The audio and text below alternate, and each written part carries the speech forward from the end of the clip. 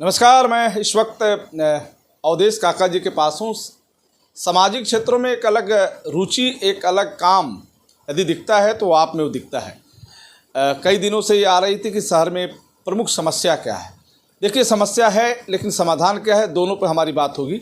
सुझाव देना भी काका जी हमेशा समझते हैं कि ये गलत है, ये सही हो जाए ताकि जनता को उसका लाभ मिल जाए। जो नगर की जनता है उसको लाभ मिले। परिवार के लोग बाहर से आते हैं, कोई गाड़ी से आता मार्केट करने, उनकी गाड़ी जाम में न फंसे, जाम जैसी समस्याओं से निजात कैसे मिले, तमाम चीज़ों पे कभी न कभी चर्चा हो जाती है। लेकिन आज कुछ स्पेशल चर्चा होगी कि वाकई समस्या है तो उसका समाधान क्या है। आइए बात करते हैं अवधेश काका जी से। सर, आप बार बार कहते हैं कि रोशन जी समस्या है, उसका समाधान बहुत ज़रूरी है। जैसे आपने बताया कि भीषण गर्मी है, गर्मी को देखते क्या चाहिए? ऐसा है रोशन जी, अगर समस्या है तो समाधान निश्चित रूप से है। समाधान नहीं है तो समस्या ही नहीं है, ये मेरा मानना है। ठीक है ना। और इस समय तत्कालीन जो है लोग इतने परेशान हैं गर्मी से, और नगर पालिका द्वारा पेयजल की व्यवस्था नहीं हो रही। जगह जगह उनको प्याऊ लगा देना चाहिए। मेरा अगर घर रहता रोड पर तो मैं अपने यहाँ निःशुल्क प्याऊ लगाता, ठंडे जल पिलाता, साथ में बतासे भी खिलाता है। लेकिन ये नगर पालिका इस पर ध्यान नहीं दे रही है। ध्यान देना चाहिए, बिल्कुल देना चाहिए। हाँ, इसका लाभ नगर की जनता के अलावा जो दूर दराज से आते हैं, उन ग्रामीण इलाकों से बहुत लोग नगर में आते हैं, उनको भी इसका लाभ मिलेगा नहीं मिलेगा है। औरतें बच्चे लेकर के गोद में जो है आती हैं, गमछा ओढ़ा करके है, तो प्यासी है, बच्चा प्यासा है। मैं कभी कभी देखता हूँ तो बोतल का पानी भिजवा देता हूँ कि लो भैया पिला दो उसको। गिलास, कागज़ का गिलास रखा हूँ, भिजवा देता हूँ, बच्चे को पानी पिला दो। हैं कितने मतलब कितना वेदना होता है मन में है। और बलिया का नाम रोशन भी होता होगा। अगर ये काम हो जाए तो पूरे हिंदुस्तान में बलिया का नाम रोशन हो। तो हिंदुस्तान में हो चाहे ना हो, उत्तर प्रदेश पूर्वांचल में तो नाम हो ही जाएगा कि बलिया में पेयजल की व्यवस्था ठीक है ना। तो प्रशासन को इसका ध्यान रखना चाहिए, नगर पालिका प्रशासन को। ठीक है ना। हाँ, इसमें समस्या पे आप आ रहे थे कि दूसरी समस्या बलिया में ये प्रमुख समस्या चली आ रही है। ठीक है ना। ये समस्या है अतिक्रमण की। जैसे मान लीजिए मेरा रोड पर दुकान है, या चौक में ही मान लीजिए चौक में दुकान है। दुकान के आगे हम निकाल दिए हैं 8 फीट 10 फीट, और सड़क तक एकदम पटरी तक, पूरा पटरी तक घेरे ही है। तो आने जाने, अब मान लीजिए कोई ग्राहक आया ग्रामीण इलाके से, अपना मोटरसाइकिल साइकिल कहाँ खड़ा करेगा? वो तो मजबूरी है उसकी कि रोड पर ही खड़ा करेगा। तो अगर वो दुकान नहीं लगाते आगे निकाल करके, भाई उनकी दुकान जहाँ तक है वहाँ तक लगावें, सीमा में रहें, सीमा में अपने रहें। सीमा के बाहर मतलब नगर पालिका का फुटपाथ है चलने के लिए, उस पर भी दुकान लगा लेते हैं। आपके कहने का मतलब है सड़क है गाड़ियों के चलने के लिए, पटरी है आदमी के चलने के लिए। बिल्कुल सही है। हाँ, पटरियों पे लोग सामान रख दे रहे हैं। अब कहाँ से पब्लिक चलेगा बताइए? उसके लिए क्या होना चाहिए? अरे इसकी भी समाधान, इसका भी बहुत अच्छा समाधान है। थोड़ा सा प्रशासन और नगर पालिका स्टाफ जागरूक हो जाए कि हमें जाम नहीं लगने देना है, सहूलियत अपनी जनता को देना है। लगता है कि चित्तू पांडे से एससी कॉलेज तक ज़्यादा है माल गोदाम राट पे रोड। शहर में कहाँ नहीं है, हर जगह है। अब जैसे ये बड़ा शांत इलाका है जाफलिनगंज, वहाँ देखिए गौ माता लोग रोड पर ही सोते ही हैं। जिनके हैं गौ माता, उनको बांधना चाहिए ना, उनको खिलावे, बांध के रखें, छाए में रखें, धूप में। मैं एक दिन उधर से आ रहा था अपनी गाड़ी से, देखा कि 3-4 गौ माता जो है सड़क पर ही सोई है। तो सरकार गौशाले का भी हर जगह निर्माण कर चुकी है, पैसा भी खर्च कर रही है। तो वहाँ ले जाना, इसकी दायित्व किसका है? तो अच्छा, तीसरा समस्या कि ये बलिया बीचों बीच, शहर के बीचों बीच लोहिया मार्केट बना है। कूड़ा पहले जो निर्माणाधीन है। हाँ, निर्माणाधीन है ही है। अभी बना कहाँ पूरा निर्माण? जिस दिन पूरा निर्माण हो जाएगा उस दिन आवंटन करेगी नगर पालिका, तब तो ये सबको बुरा लगेगा ना। लेकिन अभी जो इर्द गिर्द जितने लोग हैं, तमाम घनी बस्ती के अंदर है ये मार्केट, चौक के नज़दीक है। यहाँ कूड़ा उठा के कहीं जा रहा था ट्रीटमेंट प्लांट के तरफ, कहाँ बसंतपुर में, लेकिन आधा कूड़ा छोड़ दिया गया है। अब देखिए रोशन जी, बरसात होने वाला है। बरसात जिस दिन से शुरू हो गया 2-4 दिन के अंदर इतनी भयानक संक्रामक रोग फैलेगा, गंदगी बदबू इतना फैलेगा कि यहाँ रहना दूभर हो जाएगा। उसके लिए होना क्या चाहिए? अरे उसके लिए वो कूड़ा हटवा लें, साफ सफाई रखें। बस 2 दिन का काम है। नगर पालिका चाह दे तो उनके पास गाड़ियां हैं, उठा के यहाँ से हटवा दें, साफ सफाई कर दें, समाधान तो है ही है। अब जो होती है और कोई समस्या? और क्या समस्या तो बहुत है, लेकिन अब किस पर कि आप शहर से जब गुजरते होंगे तो आपको कहीं बिजली का जर्जर तार या बिजली का खंभा जर्जर के दिखता है या नहीं? कई जगह है, कई जगह लटकता हुआ तार दिखता है। उसके नीचे से स्कूली गाड़ियाँ, एम्बुलेंस, डॉक्टर सब सारे लोग गुजरते हैं। पब्लिक गुजरती है, एम्बुलेंस गुजरता है, हम लोगों की गाड़ियाँ भी उधर ही उसी तार के नीचे से गुजरते हैं। उसके लिए क्या होना चाहिए? भाई बिजली विभाग इसको जो है अब तार को ऊंचा करा ले। मैं ये नहीं कहता कि तार हटा ले, तार यदि जर्जर है तो उसको चेंज कर दे या नीचे जाली लगा दे। जर्जर है तो उसको बदलवा दे, जो बदल गया सो ठीक है, लेकिन ऊंचा तो करवा ले कम से कम। जनहानि ना। अब एक दिन एग्जीक्यूटिव इंजीनियर से बात हो रही थी हमारी, तो वो बोले कि भाई ये तो काम नगर पालिका का है। हमने ठीक है, नगर पालिका में भी गया, वहाँ ईओ साहब बोले कि ठीक है दिखवाते हैं, अब तो बकरीद आ रहा है, बकरीद में जो है सब व्यवस्था होगी चुस्त दुरुस्त। तो बकरीद में क्या होती है, बकरीद में थोड़ा बहुत इधर उधर काम करा के बस छुट्टी पा लेते हैं, हो गया। सबसे गंभीर समस्या है कि जो रोड से क्रॉस से बिजली का जर्जर तार है उसको चेंज किया जाए, और जो हाई टेंशन तार है जो चौराहे से मेन सड़क से गुजरे उसके नीचे जाली लगाए। लगा दें जाली, अगर गिरे भी तो जाली भी। अगर टूट के गिरता भी है तो कोई मतलब किसी आदमी का करंट ना लगे, बस जनहानि ना हो, सुरक्षित रहे लोग। हाँ। अच्छा, दूसरी समस्या ये बार बार आती है कि हॉस्पिटल में और बेहतर बनाने की और हाईटेक बनाने की बात हो रही है कि अच्छे डॉक्टर हो जाएं, जो बनारस, गोरखपुर, दिल्ली, लखनऊ जो लोग जाते हैं। जो एक कहावत हो गई है कि आजकल चर्चा की रिफरल हॉस्पिटल हो गया है, जहां सर्दी जुकाम बुखार के अलावा दूसरा कोई ट्रीटमेंट नहीं है, सिर्फ पानी चढ़ा देना ही यहाँ की एक व्यवस्था है, ऐसा चर्चा होता है। इस पर क्या है? नहीं, सही है, सही चर्चा है। ये चर्चा बहुत गंभीर है।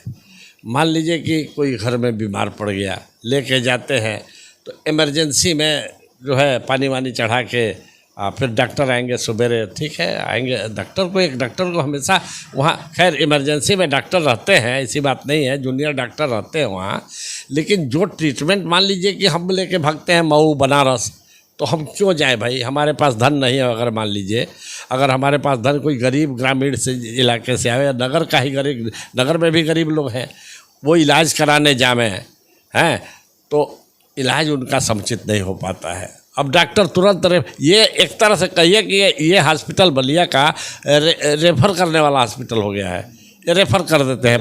यहाँ पे देखा जाए तो डॉक्टर रिस्क नहीं लेते, एकदम रिस्क नहीं लेते हैं, डॉक्टर बिल्कुल रिस्क नहीं लेते हैं। थोड़ा भी मरीज का थोड़ा मतलब सीरियस हालत हुई तो पेपर पर लिख देते हैं रेफर करो इनको, बनारस ले जाओ। लेकिन दूरी 400 मतलब 100 किलोमीटर, 150-200 किलोमीटर कुछ भी हो सकता है। 150 कम से कम 150 किलोमीटर तो वहाँ बनारस पहुँचने में लग जाएगा ना। अच्छा, आप मानते हैं काका जी, आप मानते हैं कि बलिया से बेहतर मऊ है मेडिकल के क्षेत्र में? बिल्कुल, स्वास्थ्य सेवा के लिए मऊ बलिया से कई गुना बेहतर है। अब बलिया क्यों पीछे है आपकी नज़र में? उपेक्षा से, अधिकारियों की उपेक्षा से, ठीक है ना। अब क्या उपेक्षा करते हैं वो ईमानदारी से अगर वो अपना काम करें तो कोई मरीज बाहर नहीं रेफर होगा, सबका इलाज होगा। रोना रोया जाता है यहाँ, डॉक्टरों की कमी, कर्मचारियों की कमी, जो टेक्निकल लोग हैं उनकी कमी, जिसके चलते सेवाएं नहीं दे पा रहे हैं लोग। भाई ये तो कमी मुझे बहुत बढ़िया से नहीं मालूम है, लेकिन कमी है, सुना हो कि कमी है, ठीक है, वह इसको दूर करना ही चाहिए। हाँ। अच्छा, अब लगन शुरू होने जा रही है, लगन को देखते हुए तमाम चीज़ें आती हैं, मार्केट में काफ़ी भीड़ होगी, लोग आएंगे जाएंगे। हालांकि अभी 2-3 महीने चीज़ें हैं, सामने बरसात है, बरसात में भी है, उसको लेकर जो कीटाणु आएंगे, मच्छर आएंगे, सारी चीज़ें आएंगी, इसको लेकर अभी से अलर्ट होने की क्या आवश्यकता है? नगर पालिका को, शासन को सुझाव करूँ। बिल्कुल आवश्यकता है। अगर थोड़ा सा प्रशासन जो है अपना कड़क रुख अपना ले, नगर पालिका अपने आप दुरुस्त हो जाएगा। नगर पालिका में घोर लापरवाही है। दूर होना चाहिए। बिल्कुल दूर होना चाहिए। लगन के दिन में तो शहर में दिन में दोपहर में भी भीड़ रहता है। ग्रामीण इलाके से लगन के दिन में लोग अपनी ख़रीदारी करने के लिए आते हैं, शादी ब्याह का सामान खरीदने आते हैं, तो उनको कितनी कठिनाई झेलनी पड़ती है। मैं स्वयं नगर में रह के मैं देखता हूँ, मैं अपनी आँखों से देखता हूँ। तो ये अगर नगर पालिका दिल से चाह दे तो बिल्कुल दूर होगा। मैंने पहले ही कहा कि समस्या कोई ऐसी नहीं है जिसका समाधान नहीं है। समाधान है, ईमानदारी से करना चाहे तो। चलिए, मेरा आखिरी सवाल है काका जी, आप जानते होंगे कि 2 नदियों से घिरा अपना बलिया, बात करें घाघरा और गंगा, अक्सर देखते हैं बड़े बड़े स्नान होते हैं। बात करें कार्तिक पूर्णिमा की, बात करें सतुवान की, बात करें अक्षय गंगा दशहरा की, जो प्रमुख और सबसे बड़ी चीज़ है आपका मुंडन संस्कार, काफ़ी संख्या में लोग आते हैं। लेकिन बार बार ये मुद्दा उठता रहा है कि अस्थाई घाट न होने के कारण, अस्थाई गोताखोरों की टीम न होने के कारण, अस्थाई जल पुलिस न होने के कारण बहुत से लोग डूब जाते हैं, जिनकी लाश दूसरे दिन मिलती है। परिवार में घबराहट महसूस होती है, मातम मचता है। तो क्या परमानेंट घाट होना चाहिए और जल पुलिस और गोताखोर की व्यवस्था होनी चाहिए या नहीं? निश्चित रूप से होनी चाहिए, निश्चित रूप से होनी चाहिए, क्योंकि नगर से तो कम लोग आते हैं, ग्रामीण क्षेत्रों से ट्रैक्टर में, वो ट्राली में बैठ के, पिकअप से, मैं अपनी आँख से देखा हूँ, लाइन लग जाती है। ये जाम के अतिक्रमण की वजह से नगर में जाम लगी जाता है। आगे भी घाट पर भी अगर पक्का व्यवस्था, उसका पक्का घाट बन जावे, रास्ता सही हो जावे, रास्ता भी ऊबड़ खाबड़ है, अधिकांश जगह ऊबड़ खाबड़ है, उसको रास्ते को सही करावे। ये नगर पालिका क्षेत्र में आता है, तो नगर पालिका को इस पर ध्यान देना चाहिए। गंगा का प्रोजेक्ट तो काफ़ी बड़ा है, परमानेंट घाट की जो व्यवस्था है वो नगर पालिका के दायरे में नहीं है। वो तो शासन को एक गंगा, नमामि गंगा के तहत एक बड़ा प्रोजेक्ट बनाना होगा, जो जैसे मालदेपुर घाट की बात करते हैं। मालदेपुर आज के डेट में महावीर घाट से ज़्यादा वहाँ भीड़ हो रही है, क्योंकि वहाँ घाट काफ़ी साफ़ सफाई है। तो परमानेंट, जैसे आप ही के घर में गर्मी की छुट्टियों में बच्चे आते हैं नाना से, दादी से, जो भी जैसे मिलने के लिए, उनको ये पता नहीं है कि ये घाट खतरे से खाली नहीं है। तो परिवार अगर जाता हो गंगा स्नान करने, तो उनके साथ अगर कोई घटना घट जाती है तो इसमें प्रशासन, शासन का क्या रोल होना चाहिए?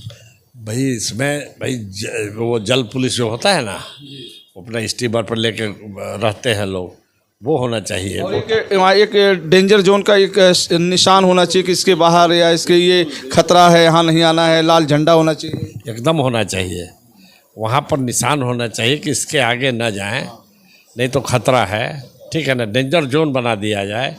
घाट जहाँ बलिया नगर, उसके सीधे में जो दक्षिण की तरफ जाएंगे श्री रामपुर घाट, तो वहाँ तो गंगा मैया की कृपा की वजह से कभी इधर होता है गंगा जी का धारा, कभी उधर बहती है गंगा जी, मतलब उतने ही दूर में इधर से उधर होती है, तो कहाँ घाट बनेगा। एक चीज़ और, आपने 80 घाट में देखो, बनारस घाट में देखो, 10 आजकल फाइबर के वो बन रहे हैं घाट पे, उस पर लोग जा रहे हैं और लोग स्नान भी कर रहे हैं, जल भी छू रहे हैं, पी भी रहे हैं। तो उस तरह की व्यवस्था आपको बलिया में दिखता है? जब बड़े बड़े पिकनिक स्पॉटों पर जाते होंगे तो गंगा किनारे आजकल लोग सुरक्षा की दृष्टि से पीपा टाइप के बनाए जा रहे हैं, ताकि यहाँ पे अगर उससे अधिक आपको नहीं जाना है, स्नान नहीं करना, आप सुरक्षित रहेंगे। संभव हो तो ये करा दे तो अति उत्तम। डूबने से तो लोग बच जाएंगे, आराम से अपना नहाएंगे, नहा के निकल के अपने घर को जाएंगे। हैं, एक परिवार गया है मान लीजिए नहाने, अगर एक बच्चा या बच्ची कोई डूब जाता है पानी में, तो उसके साथ साथ अड़ोस पड़ोस सभी हम लोग भी मरमाहत होते हैं, मातम बनता है। ऐसा ना हो, प्रशासन को इस पर ध्यान देना चाहिए। नमस्कार, बात हो रही थी अवधेश काका जी से। सही है कि परमानेंट घाट, साफ सफाई, अतिक्रमण मुक्त बलिया शहर, तमाम चीज़ों पर यदि शासन और प्रशासन पूर्ण रूप से गंभीर हो जाए, समस्या है तो उसका समाधान भी है, लेकिन सरकार को गंभीर होना पड़ेगा। गंगा स्नान की बात करें तो यहाँ पे हमेशा भारी संख्या में लोग आते हैं, गंगा स्नान करते हैं। अभी हाल में आपने देखा कि शिवपुर घाट पे 5 बच्चे डूबे थे, जिसमें 4 बच्चों की लाश मिली और एक बच्चा सुरक्षित निकला। तो अब जो बच्चे डूबे उनकी लाश आज मिली है। ऐसे तमाम घटनाएं हो रही हैं कि लोग गंगा में डूब के जान दे रहे हैं, उनकी जान चली जा रही है। तो उसको रोकथाम के लिए क्या आवश्यकताएं हैं, क्या बेहतर हो सकता है, इसको लेकर भी शासन और प्रशासन की नज़र होनी चाहिए कि जो भी कहीं भी स्नान करने जा रहा है तो हम कहाँ सुरक्षित स्नान कर सकते हैं, हमारी सुरक्षा कैसे हो सकती है और हम सुरक्षित गंगा स्नान करके अपने घर तक कैसे जा सकते हैं। तो आज हमारी बात हो रही थी अवधेश काका जी जो सामाजिक क्षेत्र में है।